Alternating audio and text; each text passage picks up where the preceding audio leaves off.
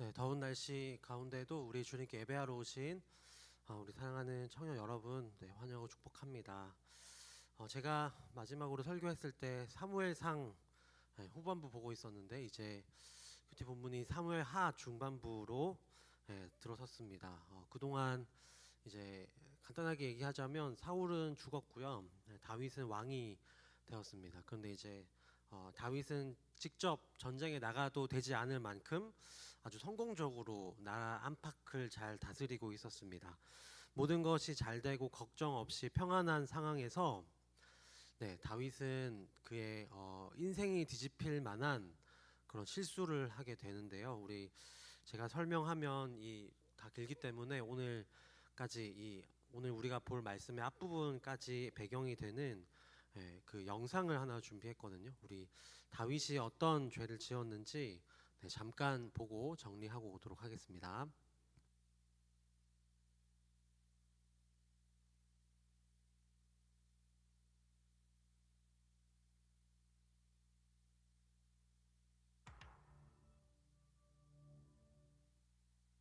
하루는 다윗이 왕궁 테라스에서 바람을 쐬던 중이었어요. 아니 그런데 다윗이 어딜 자꾸 보는 거야 저거? 안돼 안돼 가려야 돼. 근데 예쁘네? 다윗이 무언가에 홀린 듯 보고 있었던 것은 바로 아름다운 여인이 샤워하고 있는 모습이었습니다. 네, 다시 안 봐도 되겠죠? 그냥 쭉 볼게요. 요즘 이랬다가 그냥 바로 철컹철컹하죠. 뭐야? 다윗은 한밤중에 그 여인을 왕궁으로 불러냅니다. As you requested. Leave us.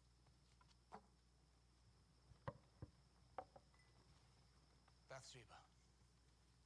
Majesty, 그 여인의 이름은 밧세바, 이스라엘 군대의 장수였던 우리아의 아내였습니다. is there news of my husband?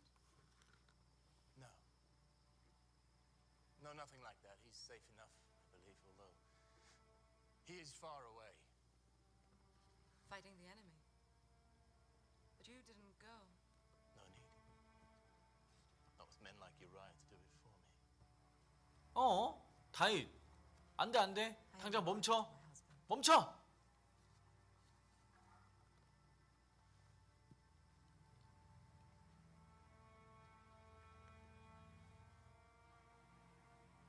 그 손 당장 치워.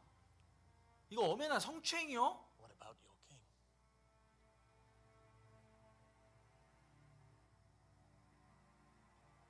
하지마. 하지마.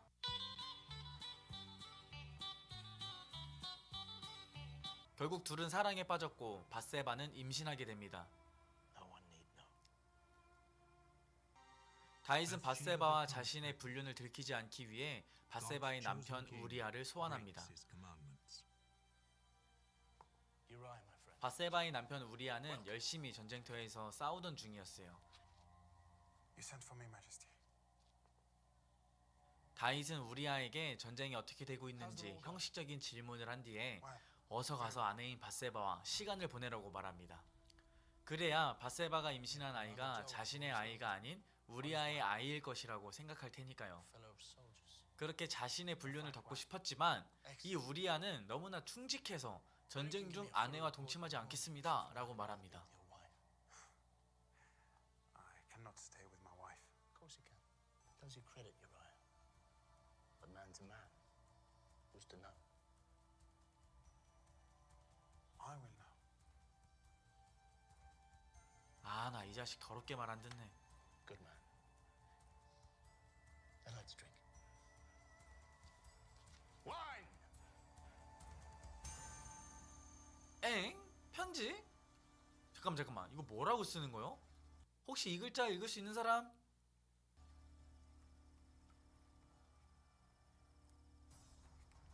다윗이 쓰고 있는 의문의 편지. 과연 저 편지는 어떤 내용이 적혀 있을까요?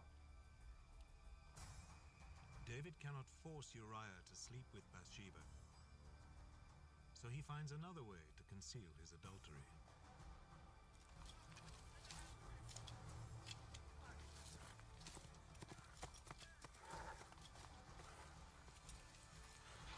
그 편지는 우리아를 통해 전쟁터에 있는 군사령관에게 전달됩니다. 저기 이마가 환한 아저씨가 바로 이스라엘의 군사령관, 이스라엘 군대 대빵 요압이란 아저씨입니다. 그 편지에는 이렇게 적혀 있었어요. 전쟁 중에 우리아를 죽게 만들라 라는 명령이 적혀 있었던 거죠. Where the fighting is fiercest, and abandon him there to die.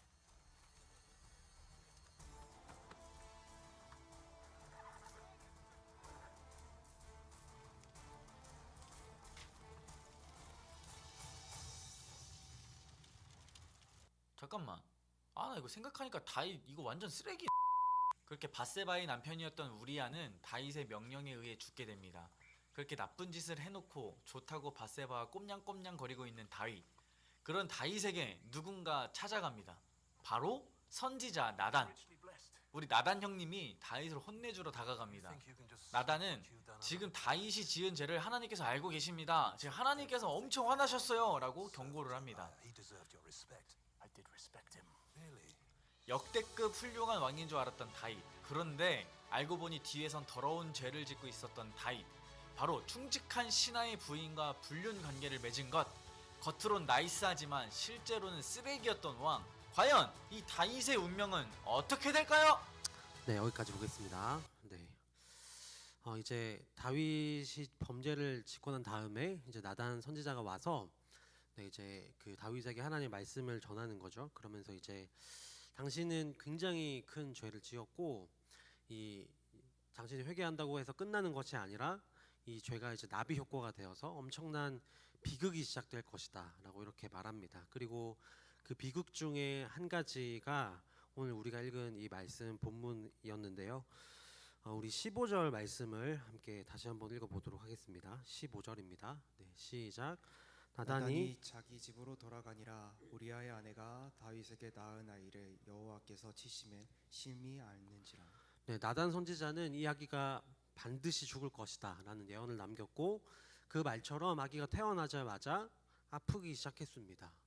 여러분, 이 아픈 아기를 보고 자기 자신의 자식을 보고 다윗은 어떻게 생각했을까요? 네, 당연히 이 죽어서는 안 된다라고 생각했을 것입니다. 그래서 다윗은 우리가 아까 읽었던 16절의 말씀처럼 하나님께 간구하기, 기도하기 시작했습니다. 16절에 보면 아무것도 먹지 않고 밤이 새도록 간절하게 기도하고 있다라고 기록되어 있는데요. 우리 중에는 뭐 자녀가 있는 분이 없지만 저도 없지만 어떤 상황인지 여러분 충분히 짐작할 수 있으리라 생각합니다. 태어난 지도 며칠 되지 않은 자신의 아주 작은 아기가 자식이 시름시름 아파하는 것은 죽어가는 것을 보는 것은 너무나 고통스럽고 힘든 일이었습니다. 게다가 아기가 지금 왜 아픈 거죠? 자신이 지은 죄 때문이죠. 그래서 자식을 고통스럽게 한 이 아버지인 다윗이 너무나 괴로워서 밥도 먹을 수 없고 잠도 못 자는 건 당연한 일이었습니다. 여러분, 그리고 다윗의 이 괴로움은 곧 간절한 기도가 되었습니다. 자신이 대신 아프게 해달라고, 내가 대신 죽겠다고 하나님께 그렇게 기도하지 않았을까요? 세상에 이제 부모보다 자식을 위해 더 간절히 기도할 수 있는 사람은 없을 것입니다. 그뿐만이 아닙니다. 이 다윗의 간절한 기도는 정의로운 기도였습니다. 죄를 지은 건 아기가 아니라 자신인데 아기는 아무 죄도 없잖아요, 그렇죠? 그런데 아기가 죽어야 할 이유가 없는데 하나님은 다윗의 목을 조른 것이 아니라 누구를 치고 계신 거죠? 죄 없는, 아무것도 할 수 없는 이제 막 태어난 아기가 죽는 것은 다윗에게 너무나 그것은 다윗에게 너무 간절한 기도였고 그렇게 할 이유가 없는 것이죠. 아기가 죽어야 할 이유가 없는 것이죠. 그렇기 때문에 아기가 죽지 않게 해달라는 이 다윗의 간절한 기도는 정당하고 옳은 기도이기도 합니다. 여러분, 제가 무슨 말을 하고 싶은 거냐면 이 다윗의 기도는, 이 다윗이 하나님께 드리고 있는 기도는 어떤 기도의 교과서가 있다면 거기에 예시로 들어갈 만한 기도입니다. 간절함 200%의 기도이고 누가 봐도 납득할 만한 기도였습니다. 여러분, 우리가 만약 하나님이라고 생각하고 저기 땅에서부터 다윗의 이런 기도가 올라왔다라고 이런 기도 제목이 접수되었다라고 한다면 비록 다윗이 잘못한 게 분명 있지만 다윗의 죄악 때문에 하나님의 기분이 좀 상해 있을지라도 그의 간절함을 봐서라도 혹은 그의 기도가 정의롭기 때문에 합당하기 때문에 이 기도는 응답이라고 도장을 찍어 줄만 하지 않습니까? 여러분, 게다가 하나님은 사랑의 하나님이십니다. 다윗이 아무리 큰 죄를 지었더라도 이렇게 간절하게 기도하는데 다윗은 누구보다 하나님의 말씀도 잘 지키고 왕이라서 헌금도 많이 드렸을 텐데 좀 야박해 보입니다. 그렇죠? 다윗에게 직접 벌을 내리는 것도 아니고 죄 없는 아기를 죽이는 하나님이 과연 사랑의 하나님이라고 할 수 있을까요?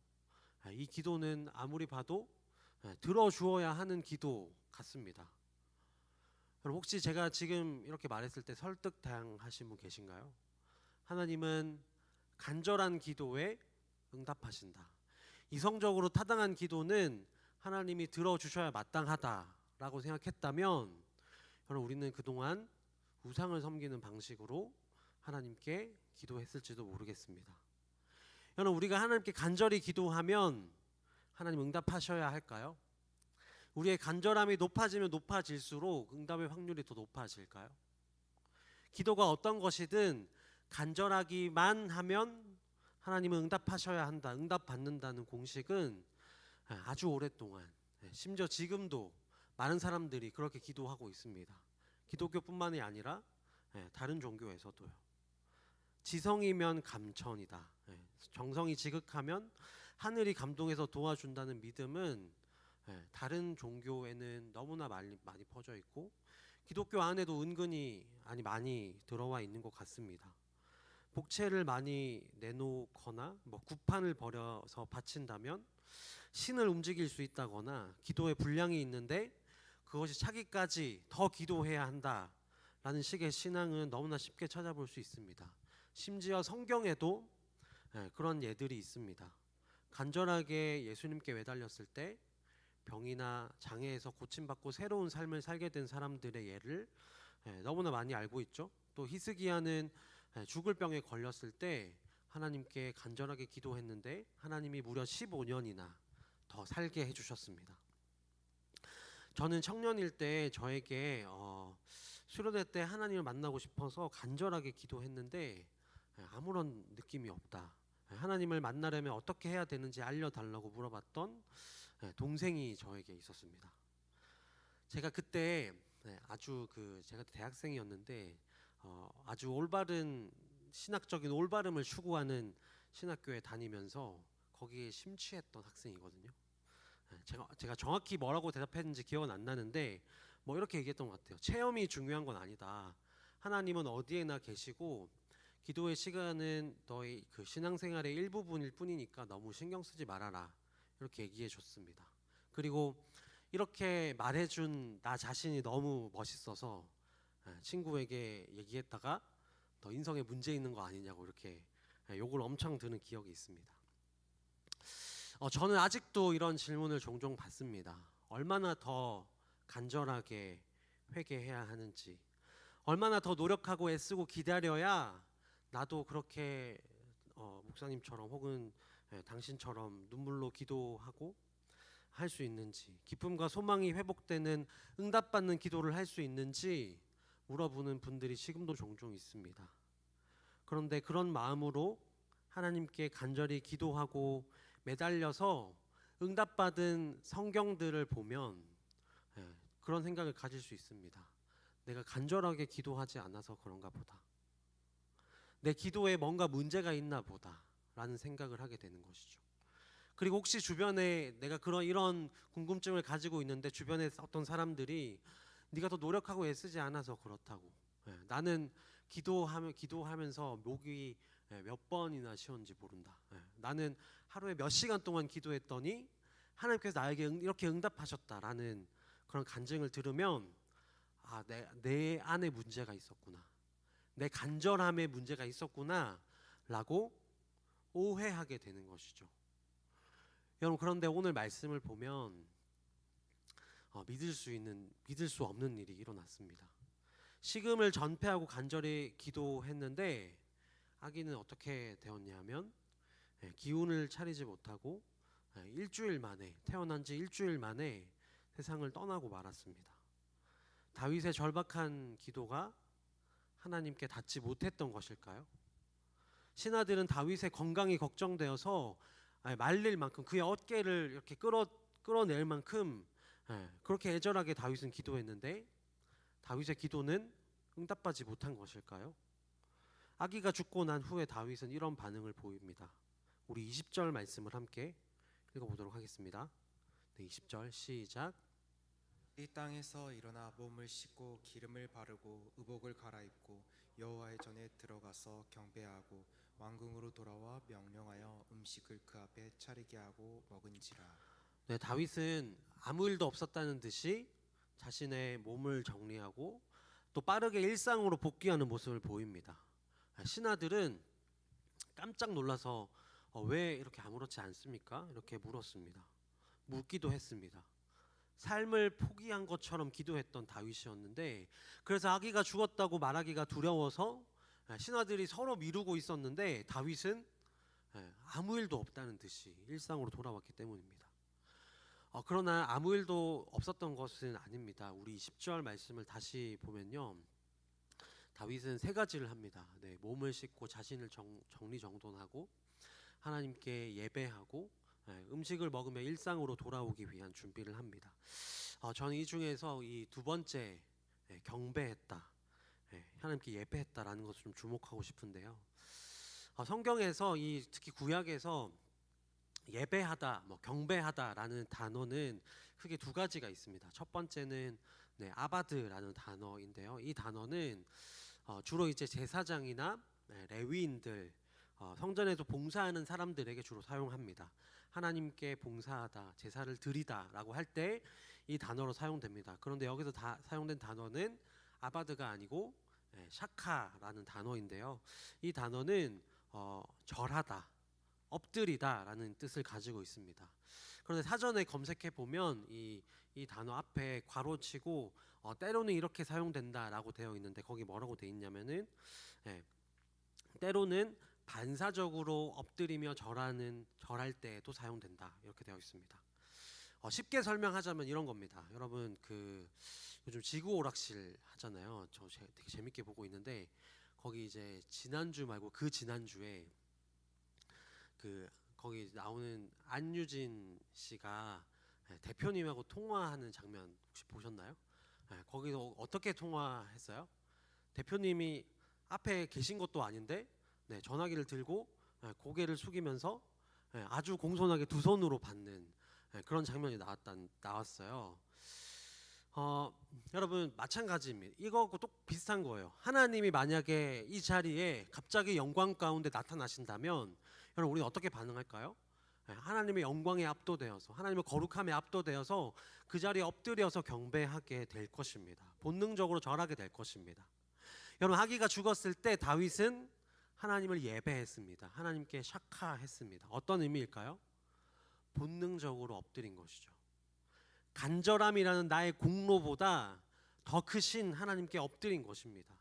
내가 품고 있는 간절함과 이성적인 판단보다 더 넓고 깊고 크신 하나님의 뜻을 신뢰하기로 결정한 것입니다. 여러분 이것은 어떤 의미에서는 이성적인 판단이 아닙니다. 여전히 내 머리로는 이해할 수 없지만 본능적으로 반사적으로 그렇게 하기로 결정한 것입니다. 하나님이 얼마나 크신 분인지 알아서 예배하는 것이 아니라 얼마나 큰지 알 수 없어서 내가 하나님이 다 이해되지 않기 때문에 예배하는 것이죠. 여러분 그리고 이것이 바로 진정한 예배입니다. 여러분 우리가 하나님을 믿고 따르면서 하나님이 어떤 분인지 알기 위해서 노력하는 것은 굉장히 중요하고 필요한 일입니다.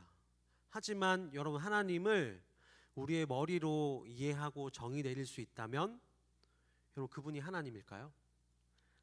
그런 존재는 하나님일 수 없고 그런 존재를 하나님으로 인정할 수도 없습니다. 그렇기 때문에 세상의 많은 신하들이 진리가 아니고 사실이 아닌 것이죠. 그러나 성경은 그렇지 않습니다. 여러분, 우리가 하나님의 말씀을 읽고 공부하고 그분의 뜻을 발견하고 복음을 발견할 때 여러분, 우리는 동시에 내가 얼마나 연약한지, 내가 얼마나 연약하고 죄악에 노출되어 있고 그것에 길들여져 있는지를 발견하게 될 것입니다. 여러분, 그리고 자신을 발견할수록 하나님의 은혜가 얼마나 크고 놀라운지, 나를 구원해 주신 나를 구제해 주신 그 하나님의 은혜가, 하나님의 일하심이 얼마나 아름답고 놀라운 것인지를 깨닫게 되는 것이죠. 하나님이 어떤 분인지 알수록 내가 더 잘 알겠다, 내가 얼마나 잘 알겠다는 것이 보이는 것이 아니라 하나님의 크심이, 하나님의 광대하심이 보이고 놀라고 감격하게 되는 것입니다. 여러분, 다윗뿐만 아니라 많은 신앙의 선배님들이, 성경에 나온 신앙의 선배님들이 이런 기도, 예배하는 기도를 하나님께 드렸습니다. 갑자기 어느 날 모든 재산이 날아가고 가족들을 잃은 욥이 그랬고요. 모리아산에서 자신의 하나밖에 없는 아들을 바쳤던 아브라함이 그랬습니다. 또 교회를 자신의 목숨보다 사랑했던 바울은 고린도후서 12장에서 이렇게 고백합니다. 우리 함께 읽어보겠습니다. 시작. 죄의 가시 곧 사탄의 사자를 주셨으니 이것이 내게서 떠나가게 하기 위하여 내가 내 세 번째 주께 간구하였더니 나에게 이르시기를 내 은혜가 내게 족하도다. 이는 내 능력이 약한 데서 온전하여 짐이라 하신지라.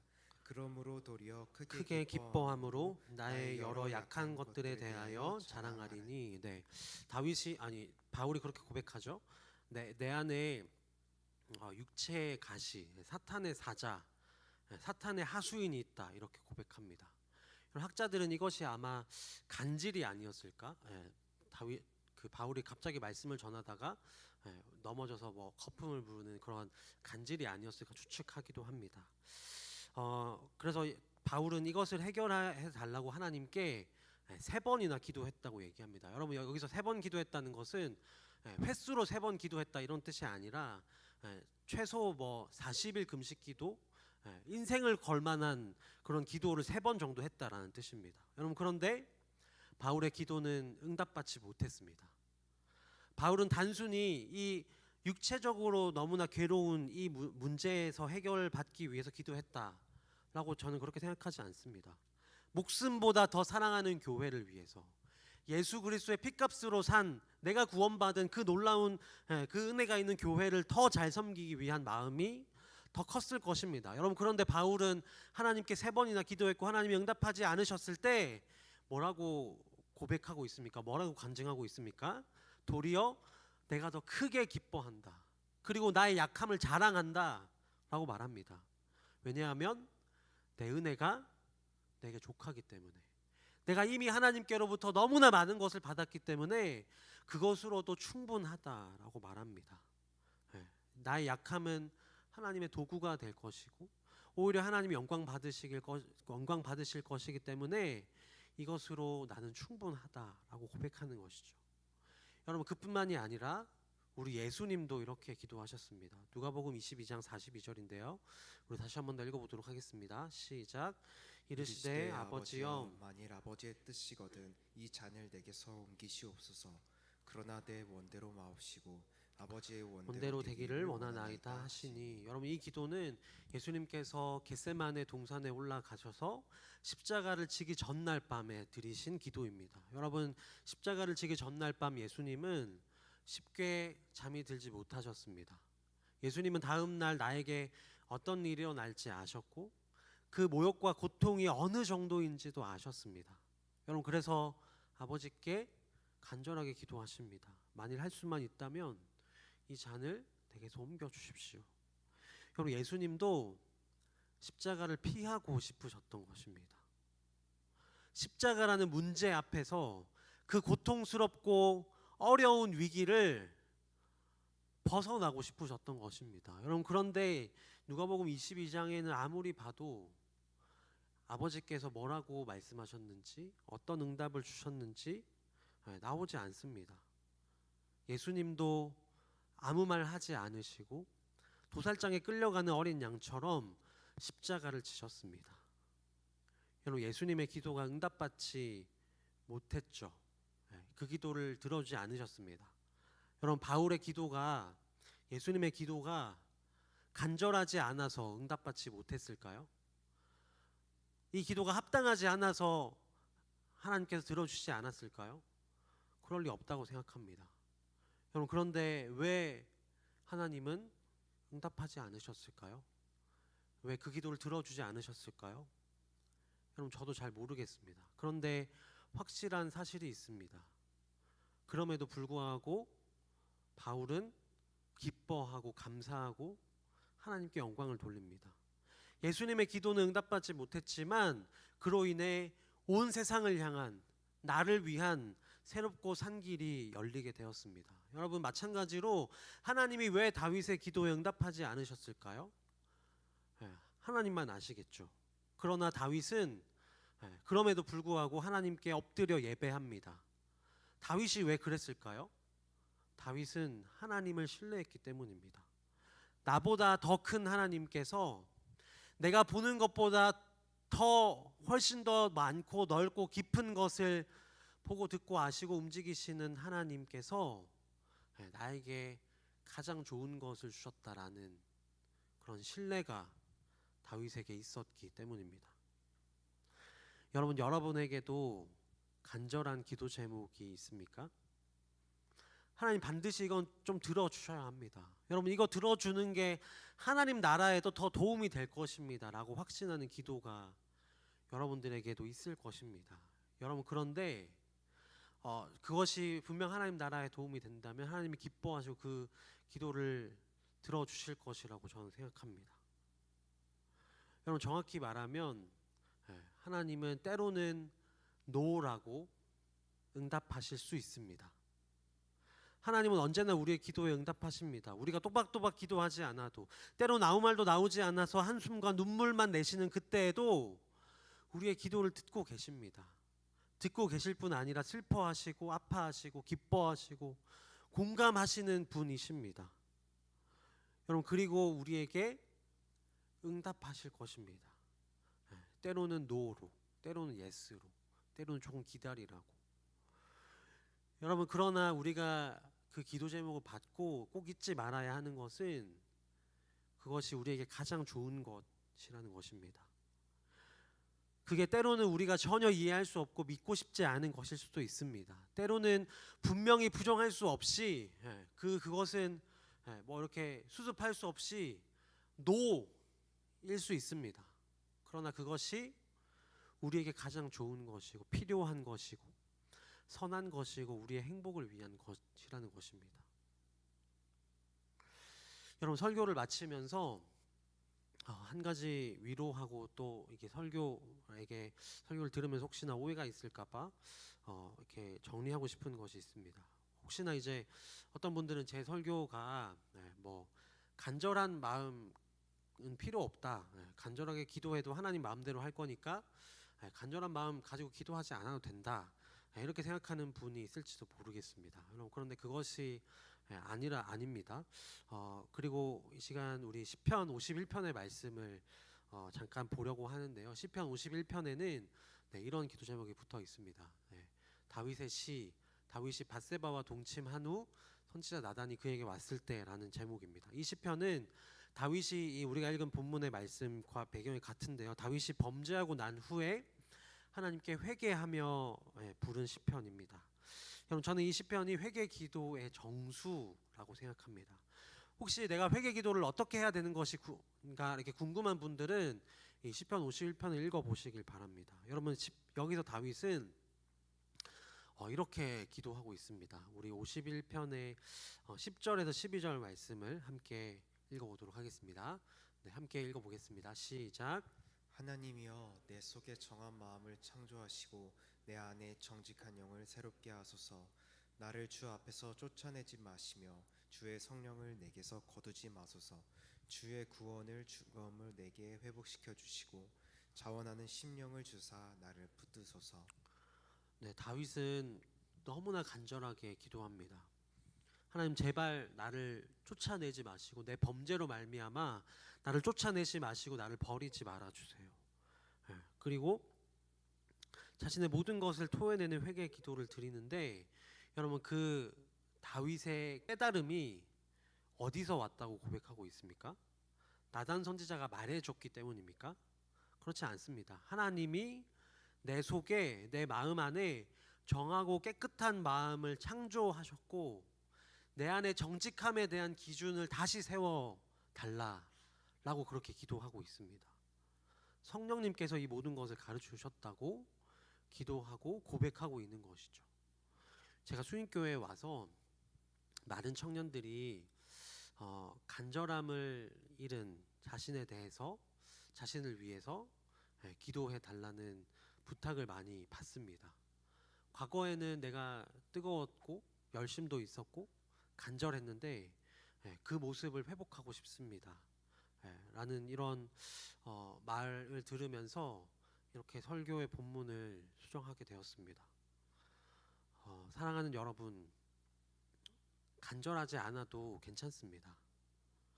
간절한 마음 없이 우리가 주님께 나아가도 괜찮습니다. 왜냐하면 간절한 마음은 누가 주시는 건가요? 성령께서 우리 마음 가운데 자라나게 하시는 것입니다.